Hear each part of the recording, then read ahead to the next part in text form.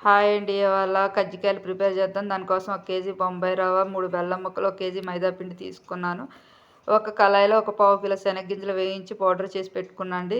కజ్జికాయల కోసం 4 తురిమిన కొబ్బరి చిప్పలను పక్కన పెట్టుకున్నాను. 1 కేజీ బొంబాయి రవ్వని ఎర్రగా వేయించి పక్కన పెట్టుకున్నాను. తర్వాత తురిమిన కొబ్బరి చిప్పలను కూడా వేయించి పక్కన పెట్టానండి. తర్వాత తురిమిన బెల్లాన్ని కూడా మూడింటిని కలిపి వేయించి ఉండలు లేకుండా పౌడర్‌గా చేసుకున్నానండి మూడింటిని కలిపి. తర్వాత 1 కిలో మైదా పిండిని తీసుకొని కలుపుకొని ఉండలు చేసి పలచగా పూరీలా చేసుకొని పక్కన పెట్టుకున్నా అండి. ఈ చేసిన పౌడర్‌లో ప్రిపేర్ చేసి పక్కన పెట్టిన పౌడర్‌లోకి మనం వేయించి పెట్టుకున్న శనగగింజల పౌడర్‌ని కూడా యాడ్ చేశా అండి. కజ్జికాయ చెక్కకి చుట్టూ ఆయిల్ రాసి మనం చేసిన పూరీననేది దాని మీద పెట్టి మనం రెడీ చేసిన పౌడర్ దాంట్లో వేసేసి చుట్టూ వాటర్ రాసానండి.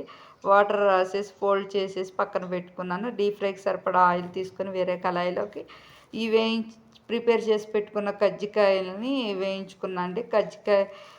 మీలో ఎంతమందికి కజ్జికాయలు అనేది ఇష్టమో కామెంట్ చేసి నా ఛానల్ లైక్ చేసి సబ్స్క్రైబ్ చేస్తారని కోరుకుంటున్నానండి. Thank you.